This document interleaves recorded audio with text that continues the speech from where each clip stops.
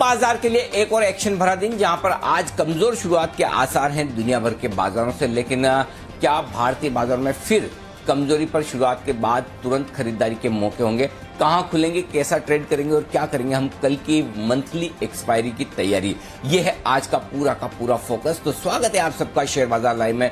नमस्कार, मैं हूं अनिल सिंघवी।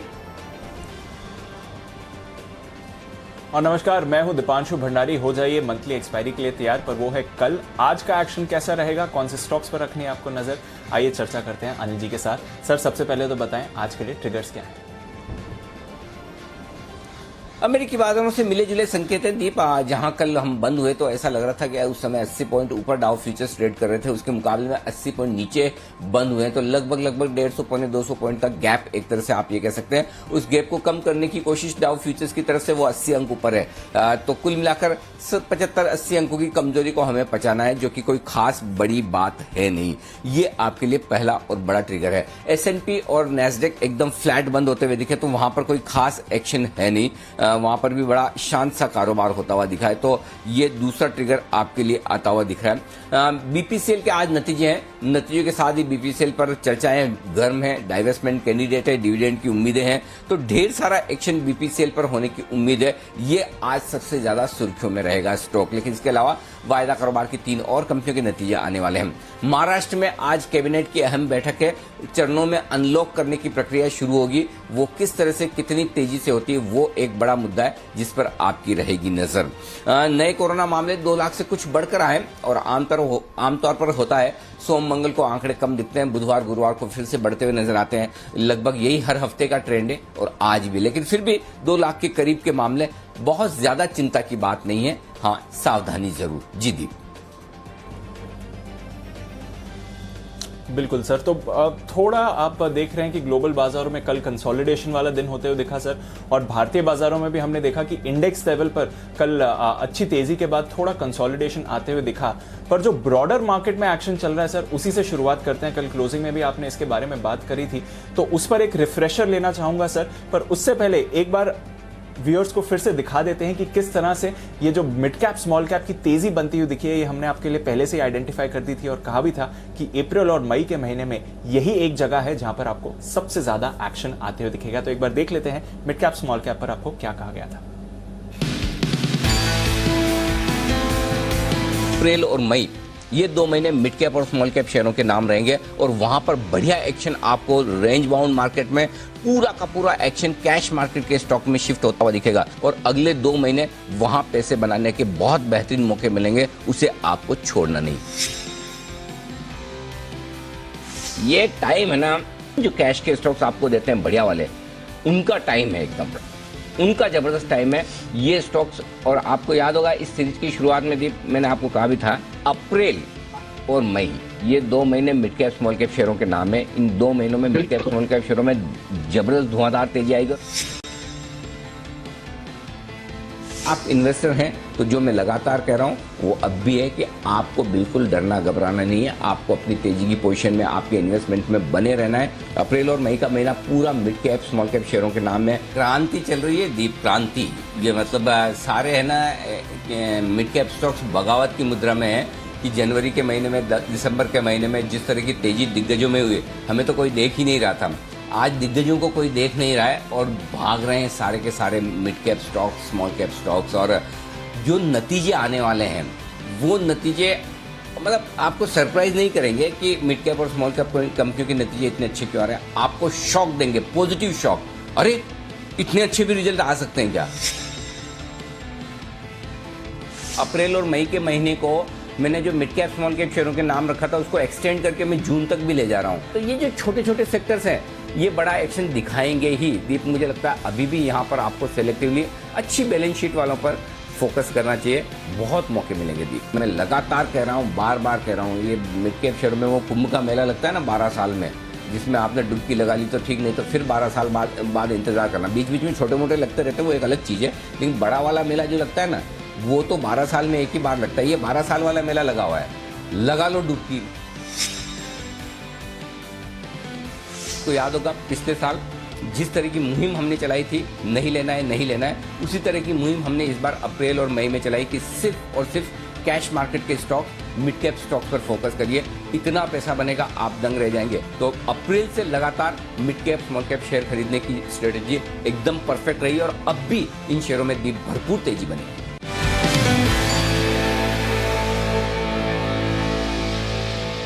तो ये था अनिल जी, आपने जो लगातार भरोसा बढ़ाया और कहा है हर मौके पर खरीदना है, नतीजे दमदार रहेंगे, काफी सारी थीम्स आइडेंटिफाई करी थी सर, और वैसा ही एक्शन इस स्पेस में आते हुए दिख रहा है।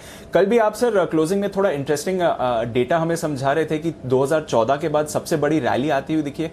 क्या है वो डेटा सर, और अब कैसे समझना चाहिए ब्रॉडर मार्केट के एक्शन को? दीप 7 हफ्ते देखें अप्रैल और मई के जो अब तक निकल चुके हैं, तो इन 7 हफ्तों में अब तक की सबसे बेहतरीन तेजी बनी है 2010 की। सिर्फ एक 2014 का साल छोड़ दें जहां मई के महीने में नई सरकार बनी थी और वो महीना ऐतिहासिक था बाजारों की तेजी के लिहाज से, तो वो एक एक्सेप्शनल साल था।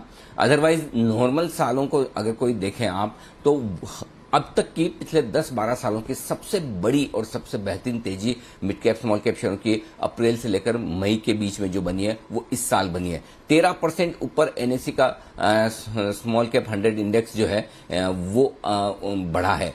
स्टॉक्स तो आप देख ही सकते हैं, कई सारे स्टॉक्स हैं जो जबरदस्त प्रदर्शन करते हुए दिखे हैं। कितने स्टॉक्स हैं जो पिछले 7 हफ्तों में दुगुने हो चुके हैं, कितने स्टॉक्स हैं जो 50%। और सबसे बढ़िया बात है कि इस पीरियड के दौरान हमने अपना कवरेज काफी स्मॉल और मिड कैप शेयरों की तरफ बढ़ाया है। कई बार हमारे व्यूअर्स कहते हैं कि हमारा फोकस ज्यादा वायदा कारोबार के शेयरों की तरफ ज्यादा होता है, इंडेक्स पर ज्यादा होता है, दिग्गज शेयरों पर ज्यादा होता है। वो बात सही है, क्योंकि जिस वक्त जहां पर आपके लिए मौके हैं आपको फोकस वहीं करना जरूरी है। आमतौर पर साल में ज्यादातर वक्त अगर आप ट्रेडर हैं तो आपके लिए मौके इंडेक्स में बनते हैं, स्टॉक्स में बनते हैं, ऑप्शंस में बनते हैं, फ्यूचर्स में बनते हैं, क्योंकि आप हर रोज या पोजिशनल ट्रेड करना चाहते हैं तो वो आपके लिए ज्यादा जरूरी है। लेकिन जब आप इस तरह का माहौल देखते हैं जहां पर कभी कभार इस तरह की तेजी बनती है, तो हम पूरा आप बिलीव नहीं करेंगे कि जो तेजी हुई दीप निफ्टी में लगभग 800,000 पॉइंट की तेजी हो गई, बैंक निफ्टी इतना भाग चुका है। मुझे कितने लोग ट्विटर पर मैसेज करते हैं और बोलते हैं कि अनिल जी आजकल आपके निफ्टी और बैंक निफ्टी की स्ट्रेटेजी नहीं आती है, दिन के दौरान ट्रेड नहीं आते हैं, आज के 2000 कल के 2000 में आप कई बार बैंक निफ्टी दिया करते थे। बात सही है, इस वक्त मेरा खुद का फोकस पिछले दो महीनों से कंटिन्यूसली मिड कैप और स्मॉल कैप शेयरों पर है, क्योंकि मुझे पता है मैं निफ्टी बैंक निफ्टी में अगर आपको लेवल और रेंज दे दूं आप शायद उससे भी काम चला लेंगे और उसके बाद आप अपना जजमेंट यूज करके वहां ट्रेड कर लेंगे। और निफ्टी और बैंक निफ्टी वगैरह ट्रेड करने वाले ट्रेडर्स ज्यादा सीजन्ड है।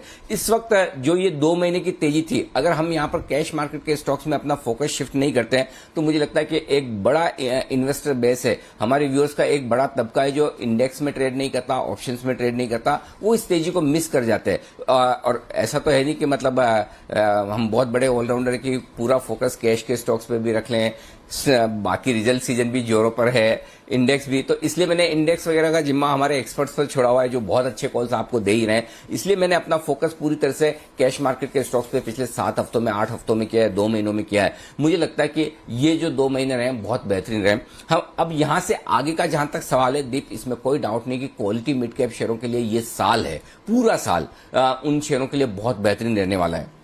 लेकिन लो हैंगिंग फ्रूट्स अब आपके लिए जा रहे हैं, इसका मतलब है कि आसानी से पैसा बनाने वाले समय अब धीमे धीमे कम हो रहा है। पहले ऐसा था, आज आपने खरीदा, कल आप किसी भी भाव में देखेंगे, कल आपको देखेंगे तो कोई हर स्टॉक आपको ऊपर के भाव में मिलेगा, आराम से आज खरीद के कल बेचो, कल खरीद के परसों बेचो, वो वाला मामला था, या जितना ज्यादा रखेंगे उतना बढ़िया है। अब वो आसान पैसा बनाने वाला स्टॉक वक्त जा रहा है, क्योंकि कोई भी स्टॉक आप किसी भी भाव पर नहीं खरीद सकते, क्योंकि ज्यादातर स्टॉक और ज्यादातर अच्छे शेयर अपने निचले स्तरों से अच्छे खासे रिकवर हो चुके। तो अब आपको स्टोरी समझनी पड़ेगी और ये ध्यान देना पड़ेगा कि क्या वाकई में हम खरीदारी कर सकते हैं। अब कुछ केसेस में एक और बात जो मैं कहना चाहता हूँ, जैसे हमने कोशिश की आपको एसपीएल मिड कैप स्टॉक्स में अच्छी पिक्स देने की, हम कोशिश करते हैं हर रोज एसआईपी स्टॉक देने की। अब ये कई लोग कहते हैं कि अब एसआईपी मिड कैप स्टॉक अचानक से इतना तेजी से भाग जाते हैं। अब कोई स्टॉक कहां खुलेगा कहां बंद होगा, अगर ये हमारे हाथ में होता तो हम दिन के लोएस्ट लेवल पर खोल के हम कहते हैं कि दिन के हाईएस्ट लेवल पर बंद हो ताकि सबका पैसा बने।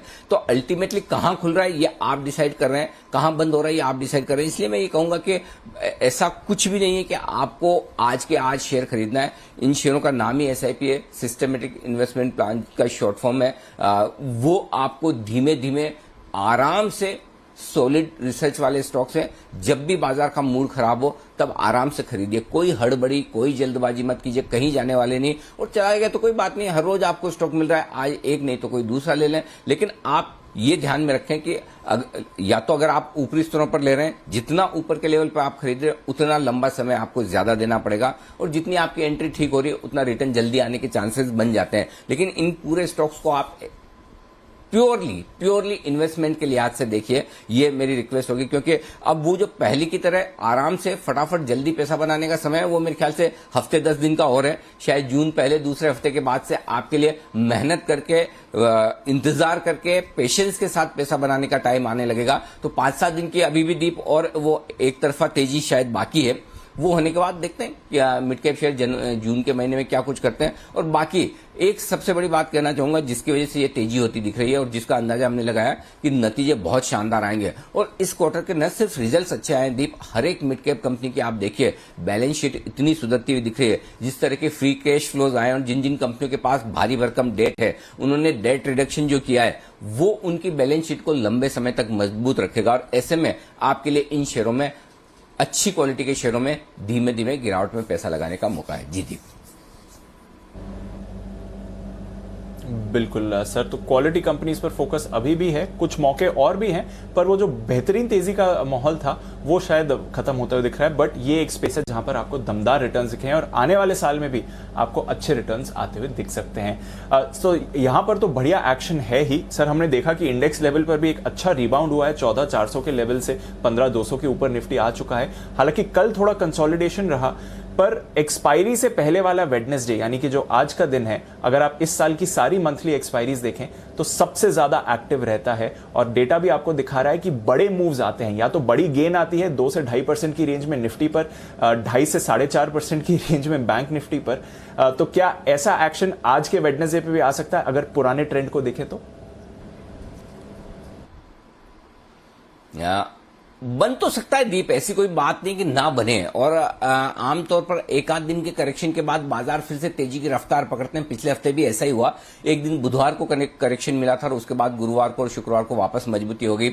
इस बार हो सकता है आपको फिर से बुधवार को तेजी का एक मौका बनता हुआ दिखे, क्योंकि हल्का फुल्का करेक्शन आपके लिए कल हो चुका है। परसों भी ऊपरी स्तरों से आप थोड़े से हल्के हुए हैं, तो मुझे लगता है कि एक तेजी का माहौल बन सकता है। ऑन एन एवरेज अगर 1.5% भी आप मानकर चले निफ्टी पर, तो 1.5% का मतलब है दीप के लगभग 200-225 पॉइंट बंद हुए हैं आप 15,200 के करीब, 225 पॉइंट 15,431 लाइफ टाइम हाई दर्शन हो जाए तो क्या कहने। लेकिन फिलहाल आज जो मैं उम्मीद कर रहा हूं शायद 15,300-325 या हायर रेंज होगी, उसके पार जाना मुश्किल लगता है, असंभव नहीं है, मुश्किल है। अच्छी बात यह दीप कि थोड़े बाजार हल्के हो चुके हैं। अच्छी बात यह कि कल थोड़े शॉर्ट भी बने, तो आपके लिए एक्सपायरी के ठीक एक दिन पहले निफ्टी पर तेजी बनने के आसार बन सकते हैं। देखिए ये बात करते करते जैसे हम, पता नहीं ये कोइंसिडेंस है या भगवान जाने, सिंगापुर में लोग सुनते हैं, बात करते करते देखिए एसजीएक्स निफ्टी जो 50 पॉइंट नीचे था अब सिर्फ 6 पॉइंट नीचे रह गया। और ये हमेशा होता है, एसजीएक्स निफ्टी रात भर कुछ और दिखाता है, सुबह 7 बजे कुछ और दिखाता है, फिर जैसे जैसे हम जोश भरते हैं वो ऊपर आ जाता है। तो बढ़िया है जो है वो अच्छी बात है। बैंक निफ्टी का जहां तक सवाल है, बड़े मूव, आज मैं आपको निफ्टी पे बड़े मूव के लिए हाँ कर भी देता। पिछले 4 हफ्तों के माफ कीजिए पिछली 4 एक्सपायरी के एक्शन को देखकर, आमतौर पर एक एक्सपायरी जो अप्रैल की एक्सपायरी में पॉजिटिव था, मार्च की में नेगेटिव था, फरवरी में पॉजिटिव और जनवरी में, तो उस हिसाब से मई की एक्सपायरी में एक्शन नेगेटिव साइड पर बनता है। अगर इसी ट्रेंड को आप देखें, अब ये नेगेटिव वाला एक्सपायरी का एक्शन शायद बैंक निफ्टी पर हो सकता था, क्योंकि बैंक निफ्टी थोड़ा सा कमजोरी के संकेत या रुकावट थकावट के संकेत दे रहा है। लेकिन 3.5%, 2.5% बैंक निफ्टी कमजोर हो जाए ऐसा मुझे लगता नहीं। तो दीप एक बोल्ड और कॉन्ट्रा कॉल ये होगा कि पिछली 4 एक्सपायरी के एक दिन पहले के विपरीत, बुधवार के विपरीत, इस बार हम थोड़ा शांत ट्रेड ज्यादा देखेंगे। मुझे इतनी कमजोरी आते हुए नहीं दिख रही। ट्रेंड और डेटा के लिहाज से आज हम कमजोर होने चाहिए, और वो भी निफ्टी पर 1.5% और बैंक निफ्टी पर 2.5% के आसपास, ऐसा मुझे नहीं लगता। तो मैं अगर आज गैप से नीचे खुलता है बाजार तो खरीदारी करने के लिए तैयार हूं, और लगता नहीं बहुत गैप से खुलेंगे, और अगर गैप से खुलेंगे तो फिर आपको खरीदारी करनी चाहिए। तो मुझे नहीं लगता कि बहुत बड़ा मूव आज आना चाहिए। शायद हम छोटी रेंज में उतार चढ़ाव के बीच ट्रेड करें। जी दी। चलिए, बहुत बड़ा मूव शायद आज नहीं आना चाहिए, छोटी रेंज में ये ट्रेड करें। और सर, सिंगापुर में वैसे तो आज छुट्टी है, उनके बाजार बंद है, SGX Nifty of course trade हो रहा है, बट जितने भी लोग आज एक्टिव हैं, लग रहा है उन्होंने आपकी बात सुन ली है, क्योंकि पूरी रिकवरी आ चुकी है इस समय एसजीएक्स निफ्टी पर। तो आइए सर, फिर आज के एक्शन की शुरुआत करते हैं। कुछ और स्टॉक्स पर भी हमारा फोकस रहेगा, पर आज के संकेत क्या कह रहे हैं? ग्लोबल संकेत मैंने न्यूट्रल साइड पर रखे, न बहुत तेजी के हैं तो न बहुत मंदी के भी। एफआईएस के संकेत भी न्यूट्रल रखे, न्यूट्रल से हल्के से नेगेटिव साइड पर, मैं विस्तार से बताऊंगा आगे। घरेलू फंड्स के संकेत नेगेटिव साइड पर है, वायदा कारोबार के संकेत न्यूट्रल है, सेंटिमेंट और ट्रेंड पॉजिटिव है, इसमें कोई डाउट नहीं। कल की रेंज में और आज की रेंज में निफ्टी में कोई बदलाव नहीं, क्योंकि निफ्टी 10 ही पॉइंट नीचे बंद हुआ है, तो कोई खास 10 ही पॉइंट माफ कीजिएगा ऊपर बंद हुआ है, तो कोई खास बदलाव है नहीं। 15,110 15,140 सपोर्ट रेंज है, कल भी यही था। 15,010 15,050 मजबूत बाय जोन है, कल भी यही था, आज भी यही है। बैंक निफ्टी और निफ्टी की हायर रेंज 15,250 15,310 ये हायर जोन है, और उसके ऊपर 15,375 15,425। तो कल की रेंज में आज कोई बदलाव नहीं है निफ्टी में ऊपर और नीचे की तरफ। बैंक निफ्टी में थोड़ा सा बदलाव हुआ है, ज्यादा नहीं, थोड़ा सा। अब बैंक निफ्टी के लिए आज का डे सपोर्ट जोन 34,400 से 34,525 का निकल कर आता है। इसके नीचे गए ट्रेड किया तो फिर 33,950 से 34,150 ये होगी वो अगली रेंज जहां पर स्ट्रॉन्ग खरीदारी आने की आप उम्मीद कर सकते हैं। बैंक निफ्टी में हाई रेंज 34,950 35,125 ये आपके लिए ऊपरी रेंज बनकर आएगी बैंक निफ्टी पर, और इसको पार किया तो 35,275 35,425 ये आपके लिए प्रॉफिट बुकिंग जोन एक तरह से मानकर चल सकते हैं बैंक निफ्टी पर। तो ये सारे आपके लिए बड़े लेवल्स हैं दीप, निफ्टी और बैंक निफ्टी पर। क्लियरली सर, तो बड़े लेवल्स तो आपने हमें अच्छे से समझा दिए हैं। दिन के लिए ट्रेडिंग रेंज क्या रहेगी आज की? 15,150 15,250 दिन की ये छोटी रेंज है निफ्टी पर। 15,110 15,310 दिन की मीडियम रेंज है, और बड़ी रेंज के तौर पर 15,050 15,400 को लेकर चले आप। बेसिकली जो रेंज दीप है 15,100 15,300 है, उसके बीचों बीच में आप बंद हुए। 15,100 के नीचे जाएंगे नहीं, गए तो 100 पॉइंट की जगह खुलती है। 15,300 के ऊपर टिकना मुश्किल होगा, टिके तो 100 पॉइंट की जगह खुलती है। तो बेसिकली 15,100 15,300 की रेंज को ट्रेड करना है, और 100 पॉइंट का एडिशनल मूव आज से लेकर कल तक मंथली एक्सपायरी के लिहाज से बहुत क्रिस्टल क्लियर लेवल निकल कर आ रहे हैं निफ्टी और बैंक निफ्टी पर। डेटा के लिहाज से कोई दिक्कत नहीं। वैसी रेंज बैंक निफ्टी पर 34,000 और 35,000 के बीच की निकल कर आती है। सिंपल है कि 34,000 और 35,000 इस 1000 पॉइंट के बीच में ट्रेड करना है। 34,400 34,950 दिन की छोटी रेंज है। 34,150 35,125 दिन की मीडियम रेंज है, और 33,900 से लेकर 35,200 ये दिन की बड़ी रेंज को लेकर चले आप बैंक निफ्टी पर, ये आपके लिए रेंज है। एफआईएस की इंडेक्स लॉन्ग पोजीशन 62% आई है, 60% से थोड़ा सा बढ़कर। पुट कॉल रेशियो कंफर्टेबल है, एक्सपायरी के ठीक एक दिन पहले का पुट कॉल रेशियो 1:22 एक तरह से हल्का ओवरसोल्ड है, मैं ये कह सकता हूं, यानी कि थोड़ी शॉर्ट्स कल और बनी है, कॉल राइटिंग ज्यादा हो गई थोड़ी, इतनी नहीं होनी चाहिए। विक्स 1-1.5% डाउन है, कोई खास बदलाव नहीं। जी दीप। ओके, तो ये है आपके लिए पूरा डेटा का सपोर्ट और साथ ही इंपॉर्टेंट लेवल्स और रेंज जहां पर रखनी है नजर। फिर एग्जिस्टिंग पोजीशंस का क्या होगा सर, आज क्या ध्यान में रखना चाहिए? 15,100 ये स्टॉप लॉस है आपके लिए एग्जिस्टिंग पोजीशन पर, इंट्राडे भी और क्लोजिंग के लिहाज से भी। जिनको छोटा रखना है वो कल के लोज के आसपास का रख लें, 15,140 15,150 के आसपास का। अदरवाइज 15,100 सही स्टॉप लॉस है, और जिनको थोड़ा डीप रखना है वो 15,000 का रखिए। अपनी अपनी श्रद्धा के हिसाब से आप अपना स्टॉप लॉस डिफाइन करें, आपके किस लेवल की पोजीशन है और कितने रिस्क आप ले सकते हैं। बैंक निफ्टी 34,400 कल के लोज पर आपको स्टॉप लॉस लगाना है, इंट्राडे भी और क्लोजिंग बेसिस पर भी। शॉर्ट अगर आप है तो आपका स्टॉप लॉस 15,325 का बनेगा। इंट्राडे और क्लोजिंग कल भी यही था, आपका ट्रिगर नहीं हुआ होगा, बच गए, और आपको शॉर्ट अच्छे लेवल पे काटने का मौका मिला होगा। आज भी यही रखिए। बैंक निफ्टी पर इंट्राडे स्टॉप लॉस आपका होगा 35,225 का, जो कि पिछले 2 दिनों का हाई लेवल है। क्लोजिंग बेसिस पर 35,000 का रख लीजिए। थोड़े से दूर के स्टॉप लॉस है, लेकिन बैंक निफ्टी की आदत आप जानते हैं, स्टॉप लॉस दूर के बनते ही बनते हैं, और इसीलिए दीप बात करते करते आप देखिए, दर्शन कर लीजिए। जो लोग बड़े दुखी हो रहे हैं कल देर रात से, एसजीएक्स निफ्टी को नीचे देखकर 50-60 पॉइंट 70 पॉइंट हरे निशान में आ चुका है, देख लीजिए आपकी स्क्रीन पर इस वक्त एसजीएक्स निफ्टी 2 पॉइंट ऊपर। आइए नई पोजीशन कैसे बनाएंगे। गैप डाउन ओपनिंग 7 बजे लिखी थी दीप, ये मैंने स्टडी 7:15 बजे, तब 40-50 पॉइंट नीचे दिख रहा था एसजीएक्स निफ्टी, तो मैंने कहा चलो गैप डाउन ओपनिंग मिलेगी तो तुरंत खरीदारी का मौका होगा। तो गैप डाउन ओपनिंग पे निफ्टी खरीदना है। अगर ये गैप डाउन ओपनिंग 15,150 के आसपास होती है, 15,100 के आसपास होती है, वो अंदाजा लगाना मुश्किल है। तो इसलिए मैंने कहा कि गैप डाउन ओपनिंग लिखो खाली और खरीदने की बात लिखो। स्टॉप लॉस तब हम 15,000 राउंड फिगर का करेंगे, लेकिन अब आपको स्टॉप लॉस 15,100 पर ले आना है और खरीदारी करनी, चूंकि गैप नहीं मिल रहा है। गैप नहीं मिल रहा तो स्टॉप लॉस 15,100 का होगा, गैप मिलता तो 15,000 का स्टॉप लॉस होता। खरीदारी करनी है और ऊपर का टारगेट आपका जो बनेगा 15,250, 15,290 और 15,310, 350 और 400, ये परफेक्ट है। अब आपने स्टॉप लॉस 15,100 कर लिया, बहुत ही बढ़िया। 15,250, 15,290, 15,310, 350 और 400, ये है सारे टारगेट जिसके लिए करनी है आपको निफ्टी में खरीदारी। बिकवाली करनी चाहिए, कर सकते हैं, चांस ले सकते हैं। और बिकवाली का चांस 15,300 से ही मूड बनाइए। कल भी हमने यही कहा था 15,300 से मूड बनाना है। जितना 15,400 के नजदीक बेच पाएंगे उतना बढ़िया। मूड माहौल देखकर डिसाइड कीजिए कि बेचना कहां है। फर्ज करें ये डाउ फ्यूचर 200 पॉइंट ऊपर हो जाए तो फिर आपको एकदम से झटके से कहीं भी नहीं बेच देना है, या आप मल्टीपल लॉट्स बेचिए, 300 पर एक, 350 पर एक, 400 पर एक। तो आप कितना बेचते हैं, कितनी रिस्क लेना जानते हैं, उस हिसाब से और बाजार के मूड माहौल को देखकर डिसाइड कीजिए। लेकिन ये रेंज है जो मैं आपको दे रहा हूं जहां आपको बेचना है। स्टॉप लॉस 15,450 का है। कल ही वाले लेवल है सारे 15,260, 15,210, 15,175, 150 और ज्यादा से ज्यादा 15,110। इस रेंज में आपको शॉर्ट्स को काट लेना है। ये है दीप आपके लिए निफ्टी पर सारी पोजीशंस तेजी और मंदी की बनाने की। जी बिल्कुल सर, तो नजर रखेंगे इन लेवल्स पर। और आप रोज कह रहे हैं लेवल्स को रिस्पेक्ट करना है, कल भी बाजार ने लेवल्स को रिस्पेक्ट किया है। बैंक निफ्टी पर क्या करना चाहिए सर आज? दीप देखिए, बैंक निफ्टी खरीदना चाहिए। चूंकि बैंक निफ्टी कल थोड़ा सा कमजोरी का पहला संकेत दिया, इसलिए मैंने बैंक निफ्टी के खरीदने की रेंज आइडियल रेंज दी है कि वहां पर आए तो खरीदना ही, फिर किसी का इंतजार मत करिए कि इन्विटेशन आएगा मुझे कि भाई खरीद लो, आ गया आपका लेवल। ये लेवल, ये रेंज में खरीद लेना है। 33,950, 34,150 आएगा नहीं आएगा मुझे नहीं पता, लेकिन अगर आए तो खरीदना ही खरीदना है। पहली चीज ये समझ लीजिए। स्टॉप लॉस होगा आपका 33,875 का, टारगेट 34,275, 34,400, 34,500, 34,600 और 34,675। ये सारे टारगेट के लिए आप खरीद लीजिए, ठीक है।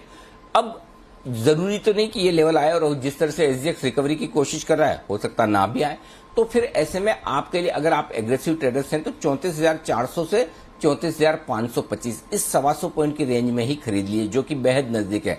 आप बंद हुए 34,660 के आसपास और वहां से थोड़ा सा नीचे आपको खरीदना है 34,400, 34,525 की रेंज में।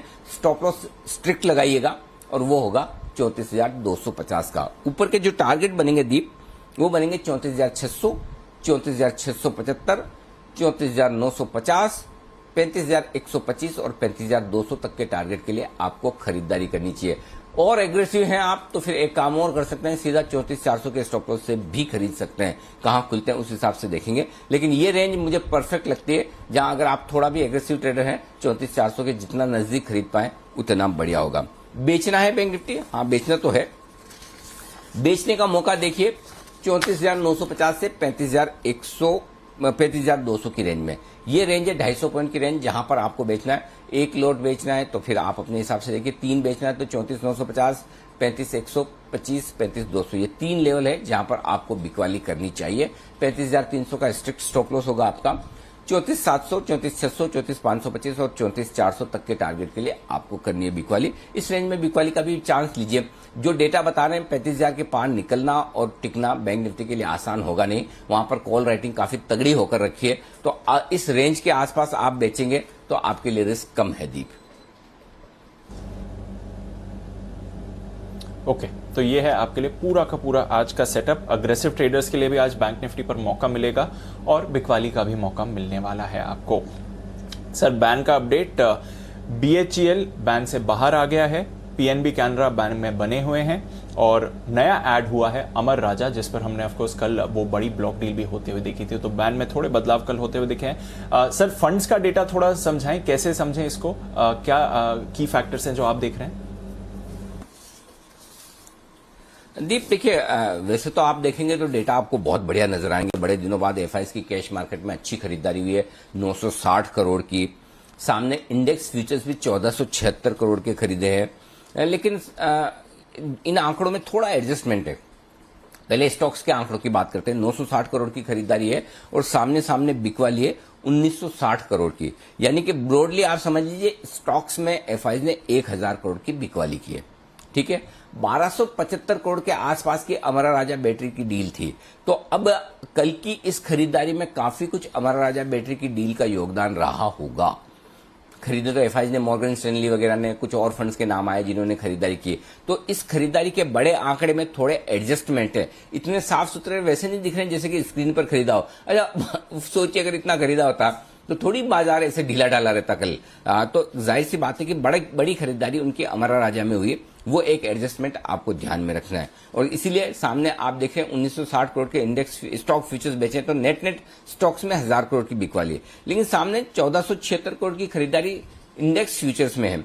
इसका मतलब नेट अगर आप वो निकाल कर भी देखें तो भी इंडेक्स में 476 करोड़ की और खरीदारी बन जाती, तो ओवरऑल आंकड़े बुरे नहीं है। और इंडेक्स में एफआई ने बड़ी लॉन्ग पोजीशन बनाई है और कुछ हद तक शॉर्ट पोजीशन काटी भी है, तो ये आंकड़े दमदार इसी वजह से दिख रहे हैं। तो बड़े दिनों बाद आप ये कह सकते हैं कि एडजस्टमेंट वाले आंकड़े, और इस एडजस्टमेंट के को निकाल कर भी आप देखें तो आंकड़ों को हल्का पॉजिटिव मानकर चलें, न्यूट्रल से पॉजिटिव। घरेलू फंड ने फिर बिकवाली की 564 करोड़ की, इसलिए उनके आंकड़े दीप मैंने नेगेटिव साइड पर ही रखे हैं जी।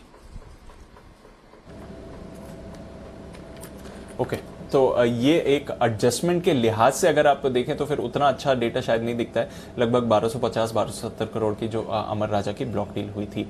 सर, वायदा कारोबार के लिहाज से आपके कौन से लेवल्स इंपॉर्टेंट रहेंगे? 15,200 मेक और ब्रेक है, जहां पर हम बंद हुए हैं। 15,200 के पुट पर 33 लाख शेयर हैं, कॉल्स में 32 लाख शेयर है, बराबरी का मामला है। 12 लाख शेयर पुट राइटर से, यानी कि रुझान तेजी की तरफ हल्का से एक नोच ज्यादा। 15,100 इमीडिएट सपोर्ट है, 30 लाख शेयर वहां पर है। 15,300 रुकावट का लेवल है, 47 लाख शेयर वहां पर है, बड़ा ओपन इंटरेस्ट है कॉल्स में। तो बेसिकली 15,100 15,300 रेंज है, 15,200 मेक और ब्रेक निर्णायक लेवल, बहुत क्रिस्टल क्लियर लेवल है, दिमाग ही नहीं लगाना। बैंक निफ्टी 34,000 मजबूत सपोर्ट, 11 लाख शेयर है वहां पर। 35,000 बड़ी रुकावट, 18 लाख शेयर है कॉल राइटर्स। 35,000 पार करना बड़ा मुश्किल होगा, चने चबाने जैसा है। और उसमें भी 7 लाख शेयर कल जुड़े हैं, तो 35,000 के ऊपर निकलना बड़ा चैलेंज है। 34,950 से सावधानी आपको शुरू करनी है। 34,500 ये मेक और ब्रेक लेवल है निफ्टी पर, निर्णायक लेवल के तौर पर। 11 लाख शेयर 34,500 के पुट पर है। तो अगर आप 125-150 पॉइंट कमजोर खुल भी जाए बैंक निफ्टी पर तो भी चिंता मत कीजिए, आपको कमजोरी 34,500 के नीचे से ही गिननी है। तो 34,500 के नीचे से ही आप कमजोर होना शुरू करेंगे, और जब तक वो नहीं टूटता डरने की जरूरत नहीं। तो 125-150 पॉइंट थोड़ा बहुत कमजोर हो भी जाए, जब तक आप 34,500 होल्ड करें ठीक है। और अगर मजबूत खुल गए तो फिर आपके लिए जो रेंज बनेगी, नीचे की तरफ सपोर्ट हो जाएगा दिन के लिए 34,400 34,500, और ऊपर की तरफ रुकावट हो जाएगी 34,950 से 35,150 की रेंज में। ब्रॉडली इस रेंज को ट्रेड करना है आपको बैंक निफ्टी पर।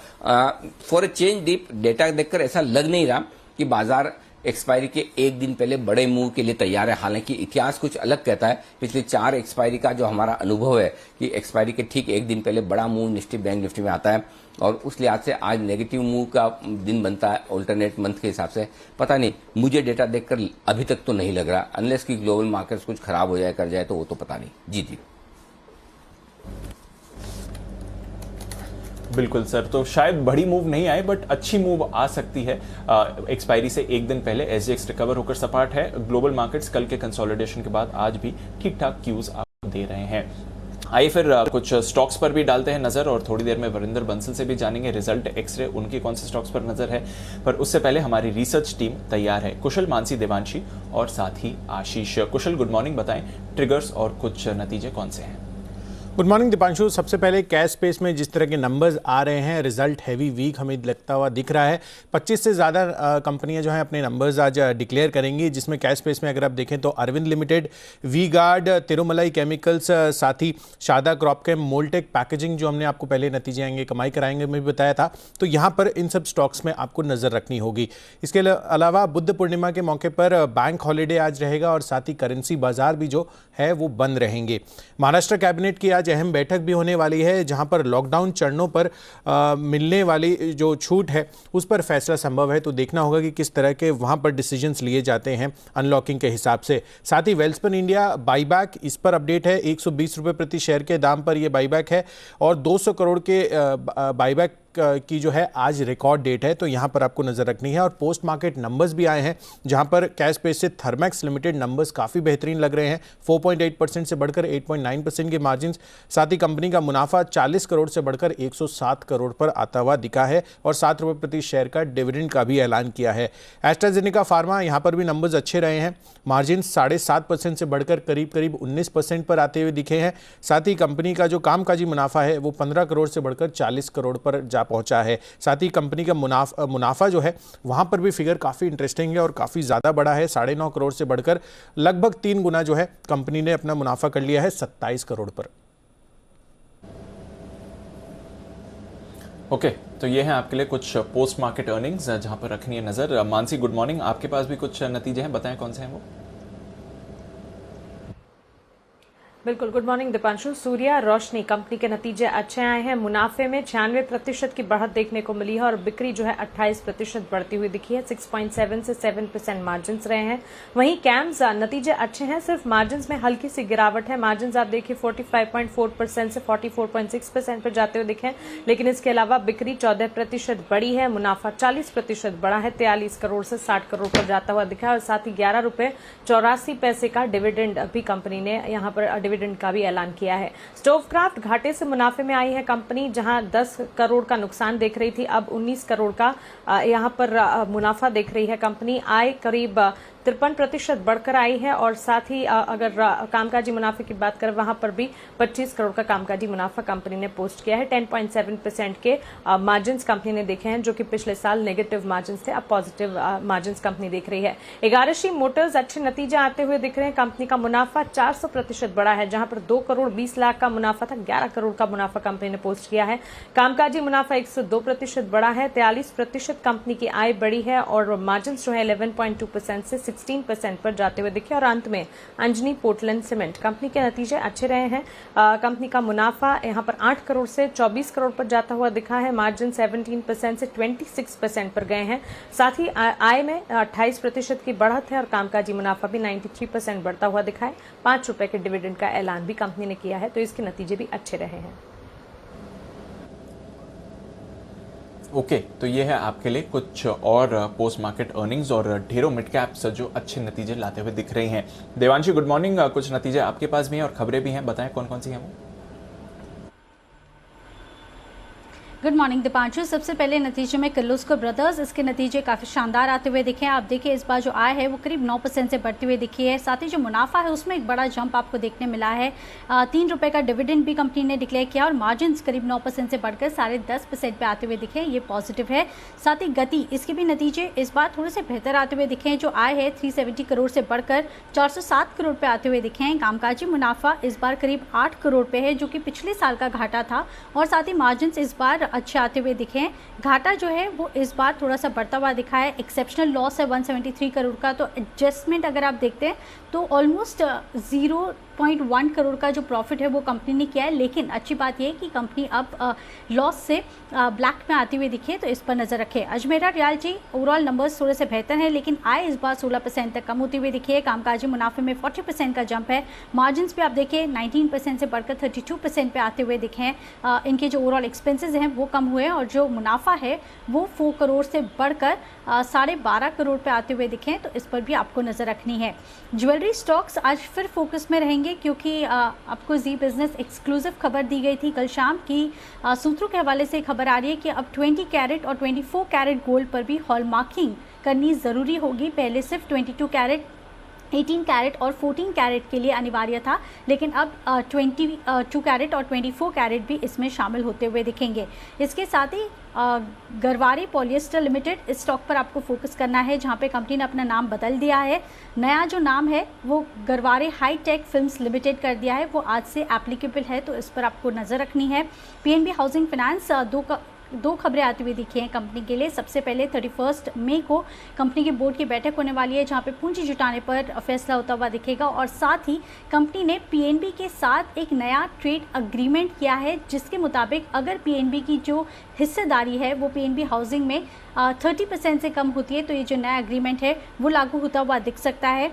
कंपनी को रॉयल्टी पे करनी होगी अगर 30% से कम होती है हिस्सेदारी, और साथ ही इनका ये भी कहना है कि 2 साल का समय मिलेगा जब पीएनबी हाउसिंग अपना नाम बदल सकती है अगर 20% से उनका हिस्सा कम होता है। तो ये नया ट्रेड एग्रीमेंट है, लेकिन वो सिर्फ लागू तब होगा अगर 30% और 20% से पीएनबी की जो होल्डिंग है वो पीएनबी हाउसिंग में कम होती है, तभी ये नया जो ट्रेड एग्रीमेंट है वो लागू होता हुआ दिखेगा। इस पर नजर रखें। ओके, तो पीएनबी हाउसिंग पर रहेगी नजर। अगर स्टेक घटता है तो ये नया एग्रीमेंट आपके लिए इंप्लीमेंट होते हुए दिखेगा। आइए कुशल के पास वापस चलते हैं, क्योंकि कुछ और खबरें भी बाकी हैं और साथ ही ढेरों फंड एक्शन भी कल हुआ है। कुशल, बताएं क्या क्या है ये। बिल्कुल, तो एक खबर मेरे पास भी है यहाँ पर जिसमें डेल्टा कॉर्प और नज़ारा टेक फोकस में रहेंगे और कसिनो, रेसकोर्स और ऑनलाइन गेमिंग के जीएसटी से जुड़े मुद्दों के लिए जीओएम का गठन किया गया है। 6 महीनों में जीओएम काउंसिल जो है उसको अपनी रिपोर्ट पेश करनी होगी और समिति जो है इन सर्विसेज के वैल्यूएशन समेत और कई मुद्दों पे काम करेगी, तो यहाँ पर फोकस रखना है। साथ ही बल्क डील्स हैं मेरे पास कुछ, जिसमें Anup engineering HDFC mutual fund ने करीब 85,850 शेयरों की यहाँ पर बिकवाली की है और अगर आप कुल मिलाकर देखेंगे तो 1.7 लाख शेयर जो हैं कंपनी ने बेचे हैं अनूप इंजीनियरिंग में। साथ ही स्नाइडर इलेक्ट्रिक इंफ्रा यहाँ पर प्लूटस वेल्थ मैनेजमेंट ने करीब 29 लाख शेयरों की खरीदारी की है। इक्विटी में 1.2% है, 120 रुपये 45 पैसे प्रति शेयर के भाव पर। और शानदार technologies Nippon India mutual fund ने यहाँ पर भी 4 लाख शेयरों की खरीदारी की है लगभग 240 के भाव पर। और अंत में एक इनसाइडर ट्रेड है जिसमें आरती सर्फेक्टेंट्स में प्रोमोटर ने करीब 80,000 शेयरों की बिकवाली की है 25 मई को, यानी कि कल 1404 रुपये 22 पैसे प्रति शेयर के भाव पर। ये है वो सारा एक्शन फंड्स के लिहाज से। आइए बढ़ते हैं आगे और बता दें आपको कि कैबिनेट की जो अहम बैठक आज होने वाली थी महाराष्ट्र सरकार की, वो टल चुकी है कल के लिए, क्योंकि आज बुद्ध पूर्णिमा की वजह से छुट्टी है और इस वजह से आज ये बैठक नहीं होगी। इस बैठक में चरणों में अनलॉक करने पर फैसला लिया जाना था, तो ये फैसला एक दिन देर से होगा, यानी कि कल होगा। अब ये बैठक कल होगी, ये ध्यान में आप रखें। तो आज हम जब बता रहे थे आपको कि आज कैबिनेट की बैठक होने की संभावनाएं थी, वो टलती हुई दिख रही है। अब ये बैठक आपके लिए कल होगी। आइए बढ़ते आगे। आशीष हमारे साथ तैयार है बताने के लिए वो सारे स्टॉक्स जहां पर आज एफआईएस की तरफ से दमदार रिपोर्ट है। बताएं आशीष।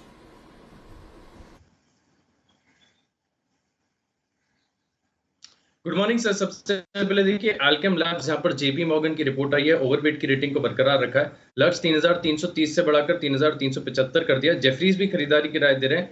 3,392 से लक्ष्य इन्होंने घटाकर 3,361 के आसपास कर दिया है। इसके अलावा इमामी यहां पर भी नजर रखिएगा। जेफरीज की रिपोर्ट आई है, खरीदारी की राय को बरकरार रहा है 610 रुपए के लक्ष्य के लिए। वहीं सीएलएसए आउट परफॉर्म की रेटिंग दे रहे 520 रुपए के लक्ष्य के लिए। करंट मार्केट प्राइस से ज्यादा ऊंचा लक्ष्य नहीं, क्योंकि कल 500 रुपए के आसपास की क्लोजिंग है। लेकिन ब्रोकरेज हाउस में अगर आप देखें तो सबसे ज्यादा बुलिश है क्रेडिट स्विस, इन्होंने आउट परफॉर्म की रेटिंग दी है 575 से लक्ष्य बढ़ाकर 600 कर दी है। हालांकि सीएलएसए मान रहे कि आगे जाकर जो है मार्जिन पर प्रेशर देखने को मिल सकता है, जिसके चलते इस वित्त वर्ष के ईपीएस अनुमान में इन्होंने 5% की कटौती की है।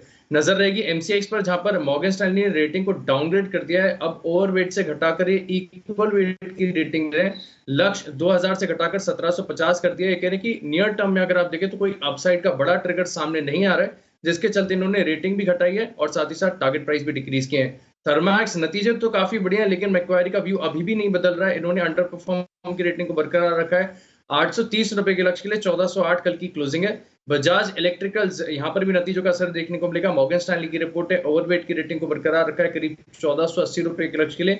1130 कल की क्लोजिंग है। भारतीय एयरटेल मैक्वायरी की रिपोर्ट है, अच्छी रिपोर्ट है, जहां पर आउट परफॉर्म की रेटिंग को बरकरार रखा है 742 रुपए के लक्ष्य के लिए। 526 कल की क्लोजिंग है। और ये मान लीजिए जियो के मुकाबले अगर आप देखें तो प्योर टेलीकॉम प्ले है भारतीय एयरटेल, और आगे जाकर जियो पे के मुकाबले अगर आप देखें तो जो इनके एआरपीयूज हैं यहाँ पर बढ़िया ग्रोथ देखने को मिलेगी। नजर रहेगी इन्फोसिस पर, जेपी मॉर्गन की रिपोर्ट है, ओवरवेट की रेटिंग को बरकरार रखा है 1740 रुपए के लक्ष्य के लिए। 1360 कल की क्लोजिंग है। ये मान लीजिए जो दूसरी लहर आई है कोरोना की, इससे कंपनी के व्यवसाय पर बिल्कुल असर नहीं पड़ेगा। इनफैक्ट इनकी जो डील पाइपलाइन है वो आगे भी काफी बढ़िया देखने को मिलेगी, और जो मैनेजमेंट की तरफ से गाइडेंस आया है वो भी काफी बढ़िया है। फोकस में रहेगा पूरा का पूरा मेटल पैक। यहाँ पर देखिए क्रेडिट स्विस की रिपोर्ट आई है स्टील पर, जहां पर स्टील कंपनी को डाउनग्रेड कर दिया गया। इसके पीछे का कारण ये है कि हाल ही की तेजी के चलते अगर आप देखें तो इनकी जो प्राइस टू बुक है वो हिस्टोरिकल हाइस पे चल रहा है, जिसके चलते देखिए टाटा स्टील यहाँ पर इन्होंने जो है आउट परफॉर्म से रेटिंग घटाकर अब न्यूट्रल कर दी है। लक्ष्य 630 से बढ़ाकर 1250 कर दिया, 1105 जो है कल की क्लोजिंग है। जेएसपीएल न्यूट्रल से अब माफ कीजिएगा न्यूट्रल कर दिया रेटिंग, और इन्होंने लक्ष्य जो है एडजस्ट किया है, 250 से बढ़ाकर 450 कर दिया, 408 कल की क्लोजिंग है। और जेएसडब्ल्यू स्टील, और ये मान रहे कि सभी स्टील स्टॉक्स में अगर आप देखें तो जेएसडब्ल्यू की स्टील की जो वैल्यूएशन वो सबसे ज्यादा महंगी नजर आ रही है। यहाँ पर भी न्यूट्रल की रेटिंग है, 300 से लक्ष्य बढ़ाकर 550 कर दिया, 700 रुपए की कल की क्लोजिंग है। सेल पर न्यूट्रल की राय दी है, लक्ष्य 43 से बढ़ाकर 140 कर दिया, 124 कल की क्लोजिंग है। और ये मान रहे कि टाटा स्टील से अब ये हिंडाल्को में शिफ्ट हो रहे हैं, जो ऊंचे वैल्यूएशन है इसके चलते इन्होंने रेटिंग को डाउनग्रेड किया। ओके, तो ये है आपके लिए राय, पूरी की पूरी ब्रोकरेज रिपोर्ट्स पर आती हुई दिख रही है। इंटरेस्टिंग है, देखते हैं आज क्या कुछ एक्शन होता है। मेटल पर क्रेडिट स्विस की थोड़ी हल्की फुल्की बिकवाली की राय कुछ स्टॉक्स में और कुछ में खरीदारी की। तो ये है आपके लिए सारी की सारी रिपोर्ट्स। आइए बढ़ते हैं आगे, और अब वक्त है रिजल्ट पर फिर से फोकस करने का। Varinder result x ray.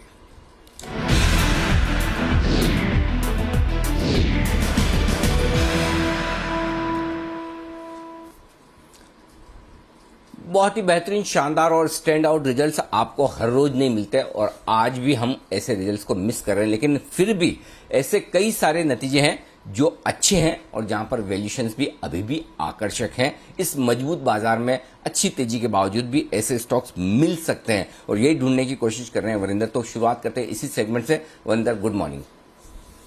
Good morning sir. Standard कुछ नहीं है आज, बट स्ट्रॉन्ग, वेरी स्ट्रॉन्ग और रीजनेबल वैल्यूएशंस वाले स्टॉक्स। कमोडिटीज अगेन सर, जो हम बहुत टाइम से बात कर रहे हैं, I think Godavari power and इस्पात सर, इसमें आप प्लीज ये ध्यान रखिए कि स्टॉक ऑलरेडी भाग चुका है। सबको मालूम था कि रिजल्ट्स बहुत बहुत स्ट्रॉन्ग आएंगे, but I think the important thing is कि अभी भी जो पैलेट प्राइसेस हैं लास्ट क्वार्टर से 30% ऊपर है। सो ये नहीं है कि उसके रिजल्ट्स अच्छे आ चुके हैं, बट बिकॉज पैलेट प्राइसेस ऊपर है तो क्वार्टर 1 भी एक्सपेक्टेड है कि और भी अच्छे आएंगे। सर एक चीज बोलता हूं कि ये क्वार्टरली जो इसका सेल्स होता था 2017 में 500 करोड़ होता था, और आज ये दिन आ गया है कि ये एक क्वार्टर में 500 करोड़ एबिटा करने लगा है कंपनी। तो आप देख सकते हैं कि किस तरीके से बड़ा चेंज हुआ है इस कंपनी में। 2000 करोड़ से ज्यादा डेट था, जो कम होकर आज की डेट में मेरे ख्याल में 450 करोड़ के आसपास रह गया। स्टैंड लोन की बात कर रहा हूं मैं। तो बहुत बड़ा चेंज इस कंपनी में हुआ है। 40% एबिटा मार्जिन सर, आपने कब सुना है कि कोई भी एक कमोडिटी कंपनी 40% एबिटा मार्जिन कर रही है? और सर इसका मार्केट कैप मेरे ख्याल में 3,500 करोड़ के आसपास है, ईवी को 4,000 करोड़ के आसपास होगा। 1,300 करोड़ का एबिटा किया पूरे साल में, एक्सपेक्टेड है कि इस साल भी 1,500 करोड़ के आसपास करेगा। तो अभी भी सर ये 2.5 टाइम्स ईवी एबिटा पे ट्रेड कर रहा है, तो बहुत महंगा स्टॉक नहीं है। अदर मेटल कंपनीज कुछ 5-6 टाइम पे ट्रेड करती हैं। तो एज ए सेड भागा हुआ स्टॉक है, अच्छे नंबर आए हैं, पैलेट प्राइसेस ऊपर है, तो एक्सपेक्टेड है ये नंबर भी क्वार्टर भी अच्छा आएगा। दैट इज व्हाई वैल्यूएशंस में अट्रैक्टिव है। एक कंपनी सर जो अच्छा कर रही है और धीरे धीरे अच्छा कर रही है वो है लक्स इंडस्ट्रीज। आपको ये ध्यान रखना पड़ेगा कि ये जो नंबर्स आए हैं ये मर्ज्ड एंटिटी के नंबर्स हैं। इन्होंने 2 कंपनीज अपनी मर्ज की थी, तो आपको ये नंबर अच्छा दिखेगा। बट अगर आप YoY क्वार्टर किसी भी तरीके से कंपेयर करें तो एबिटा 90% YoY ऊपर था, 56% क्वार्टर ऊपर था। तो good thing is sir that management ने सब कुछ मर्ज कर दिया एक ही एंटिटी में। अभी क्या साइज बड़ा हो गया, आई थिंक मार्केट शेयर इसका 15% है इन इंडिया। 25 टाइम पे ट्रेड करता है DTMP पे, 43% ROCs है and going very good. But I am saying again and again कि ये मर्ज्ड नंबर्स हैं, तो इस चीज को ध्यान दीजिए। लॉजिस्टिक्स अच्छा कर रहा है सर, बहुत टाइम के बाद हमने देखा TCI एक्सप्रेस ने अच्छा किया, महिंद्रा लॉजिस्टिक्स ने अच्छा किया, और अभी TCI, only TCI, quarter YoY they are doing good. Margins 10% पे स्टेबल है सर, मगर TCI और TCI एक्सप्रेस में यही फर्क है कि TCI एक्सप्रेस के मार्जिन्स 20% थे, TCI के 10% है। उसका ROC भी डबल है, उसके मार्जिन्स भी डबल है। तो ये 12-13 टाइम पे ट्रेड करता है स्टॉक, कोई महंगा स्टॉक नहीं है। बट नंबर वाइज अगर आप एबिटा देखें तो 11% क्वार्टर ऊपर आया था, 51% YoY ऊपर आया था। तो ये लॉजिस्टिक्स स्पेस अच्छा कर रही है और कमोडिटी तो माशाल्लाह बहुत अच्छे कर रहे हैं। बिल्कुल, तो ये हैं दमदार रिजल्ट्स। लेकिन आज कुछ कमजोर नतीजे भी हैं लिस्ट में। बताएं कौन से रिजल्ट्स आपको लगे वीक? सर आज एक्चुअली ज्यादा वीक रिजल्ट्स हैं, और मैं हमेशा बोल रहा हूं कि एक मेरा जो तरीका है, और सबका तरीका अलग अलग होता है एनालिसिस करने का। मैं सिर्फ YoY नंबर्स नहीं देखना चाहता, मैं क्वार्टर नंबर्स भी देखना चाहता हूं, बिकॉज YoY तो अपने को मालूम है इस बार अच्छे नंबर्स आएंगे। Emami was a disappointment for me sir, 36% margin से 22% मार्जिन आया। हो सकता है सीजनैलिटी फैक्टर हो इस कंपनी में, बट मतलब आप the numbers were sharp fall, चाहे वो सेल्स हो, एबिटा हो या मार्जिन्स हो। Lakshmi Organics very very solid company sir, very very solid company. But आपको मालूम होगा सर कि इथाइल एसीटेट के प्राइसेस ना बहुत बड़े थे वाई एंड वाई, और उसका इम्पैक्ट आपको सेल्स में दिखेगा और सेल्स दिखा, मगर उसका इम्पैक्ट सेल्स में दिखा। सेल्स इंक्रीज हुई है, वाई एंड वाई भी हुई है और क्वार्टर क्वार्टर भी हुई है, बट उसके मार्जिन कम आए हैं सर। मैं मार्जिन की अगेन क्वार्टर क्वार्टर बात इसलिए बार बार करता हूं कि ये जो कंपनीज हैं ये 20-20% मार्जिन कर सकती हैं, इसलिए हमने उतना इनको वैल्यूएशन दे दी है। बट आज इसका मार्जिन 15-15.5% से क्वार्टर क्वार्टर कम हो गए 12.5% आया।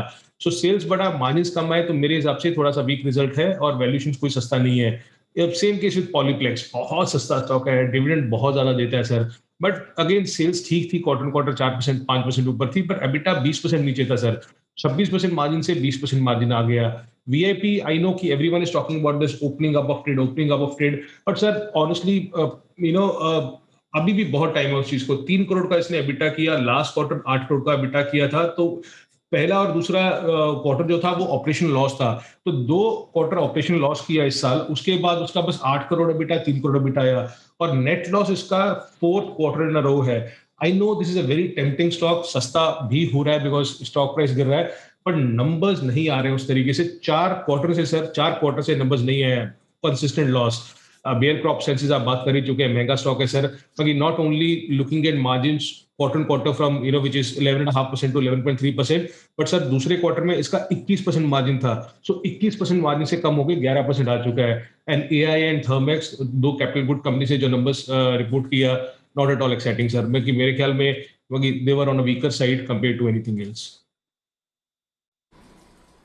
बिल्कुल, तो आज 2 ही कैटेगरी, एक अच्छे नतीजे रीजनेबल वैल्यूएशन और दूसरे कमजोर नतीजे। तो आज रिजल्ट की लिस्ट है कम, लेकिन कल फिर से रिजल्ट की लिस्ट होगी लंबी, क्योंकि एक तो कैश मार्केट के आज नतीजों की आई थिंक इन दिनों की सबसे बड़ी लिस्ट है।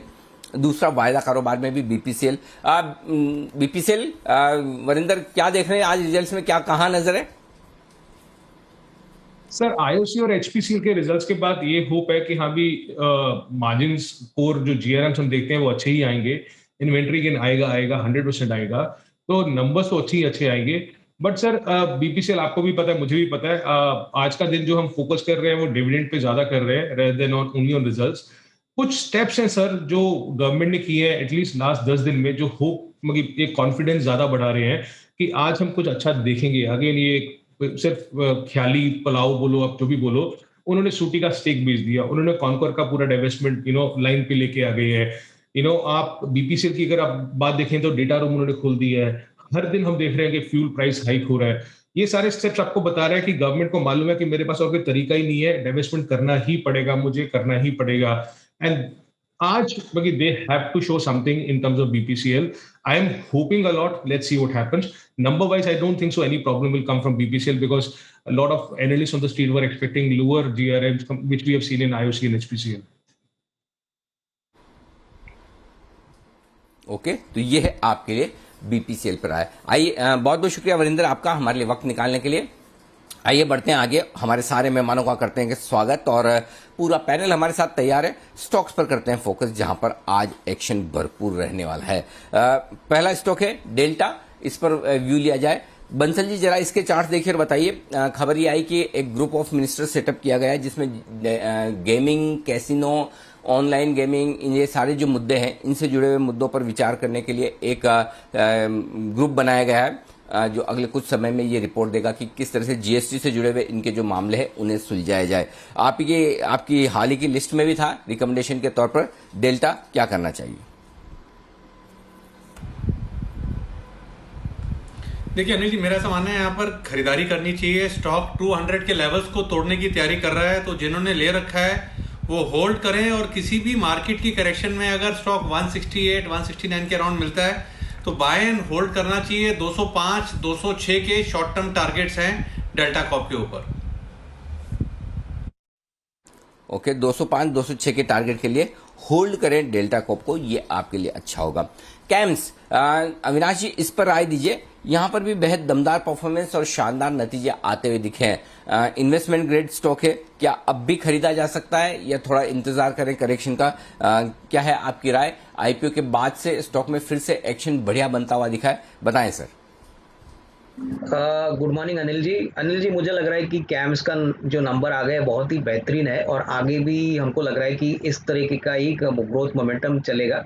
हमको लग रहा है कि कैम्स जैसे सबको पता है एक मोनोपोलिस्टिक प्लेयर है, करीबन 70% मार्केट शेयर कमांड करता है और इसलिए ऐसे कंपनीज को वैल्यूएशंस महंगे डेफिनेटली मिलेंगे क्योंकि मोनोपोली बिजनेस को मार्केट्स बहुत अच्छी तरह से वैल्यूएशन देता है। मेरी राय में इस कंपनी में इमीडिएटली कोई नियर टर्म में कोई वीकनेस आएगी ऐसी लग नहीं रहा है क्योंकि जिस प्रकार से टॉप लाइन बढ़ा है, प्रॉफिट बढ़ा है, हमको लग रहा है कि इवन करंट लेवल्स पे अगर कोई खरीदता है तो लंबी अवधि के लिए ये एक बहुत यूनिक प्ले है और आगे भी ग्रोथ मोमेंटम जारी रहेगा। हालांकि अगर थोड़ी बहुत कमजोरी आती है तो इसको ऐड करना चाहिए, पर मुझे लग रहा है ये क्लियरली एक पोर्टफोलियो स्टॉक है जो लंबी अवधि के लिए बहुत अच्छी तरह से वैल्यू और वेल्थ क्रिएशन इस लेवल से भी दे सकता है। तो नंबर्स तो शानदार है ही। आज 11 बजे कंपनी का कॉन्फ्रेंस कॉल भी है, तो इसमें कंपनी का क्या कमेंट्री रहेगी, किस प्रकार से वो आगे का साल देख रहे हैं, इसके ऊपर चर्चा होगी। तो उसके बाद मुझे लग रहा है कि शायद और रेटिंग होगी, तो डेफिनेटली बायस पॉजिटिव रहेगा। ओके, वागे साहब, मनापुरम के भी आज नतीजे आने वाले हैं, क्या कोई ट्रेड बन रहा है या नोटा है यहां पर?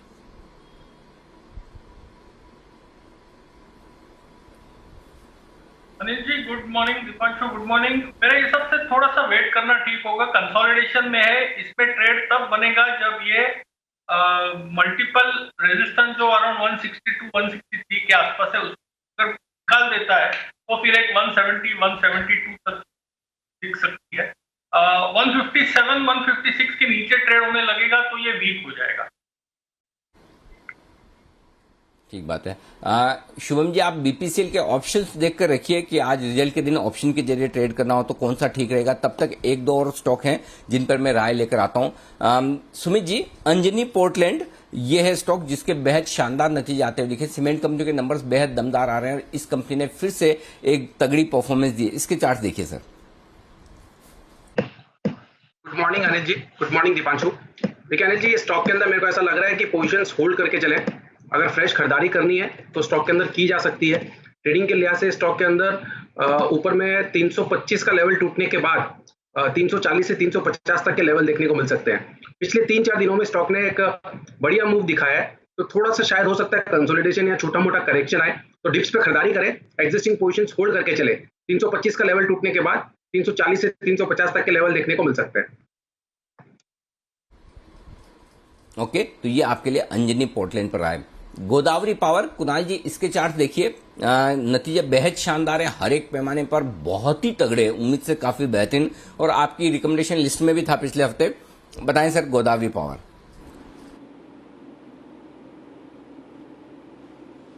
Good morning Anil ji, good morning Deepanshu. Anil ji बिल्कुल बहुत बेहतरीन चार्ट है, करेक्शन भी पूरा हो चुका है, बुलिश इंगल्फिंग पैटर्न निचले स्तरों पर बना और उसके बाद तेज़ी बन रही है। तो मुझे लगता है अनिल जी वापस से जो रिसेंट हाइज हैं 1100 के, वहाँ तक स्टॉक जाएगा। जिनके पास भी पोजीशन है बिल्कुल बने रहें, इन स्तरों से भी 15% की तेज़ी की संभावना दिखती है। स्टॉप लॉस रखना चाहे 900 रुपये के नीचे रखें, होल्ड करें 1100 का टारगेट। ओके, बीपीसीएल ऑप्शंस के जरिए बताएं शुभम जी क्या ट्रेड होगा। Good morning Anil ji, good morning Deepanshu जी। तो बीपीसीएल में अगर हम देखें तो मुझे लगता है कि जिस तरह से बिल्टअप का डेटा पॉइंट है वो तो बिल्कुल पॉजिटिव है और यहाँ पे एक मूव आता हुआ हमें दिखना चाहिए पॉजिटिव साइड पे। लेकिन एक जो चिंता का विषय है वो ये है कि इम्प्लाइड वोलेटिलिटी जो लगभग 30 के आसपास कोट करता था वो 60 के आसपास अब कोट कर रहा है रिजल्ट के पहले, मतलब ऑप्शंस दुगने महंगे हो चुके हैं। तो इसीलिए मैं एक बुल कॉल स्प्रेड यहाँ पे रिकमेंड करूंगा इस लॉन्ग ट्रेड को पार्टिसिपेट करने के लिए। तो अगली सीरीज के एक्सपायरी का 480 के स्ट्राइक का कॉल ऑप्शन खरीदे और 520 के स्ट्राइक का कॉल ऑप्शन बेचे। नेट खर्च आएगा 12 रुपये का और हमारा आईवी रिस्क इसमें कम हो जाएगा। एक स्टॉप लॉस मेंटेन करें 6 रुपये पे और 30 से 35 रुपये तक का टारगेट स्प्रेड के लिए हम देख सकते हैं। तो एक बुल कॉल स्प्रेड बीपीसीएल पे इनिशिएट कर सकते हैं। ओके, तो ये है आपके लिए राय बीपीसीएल पर।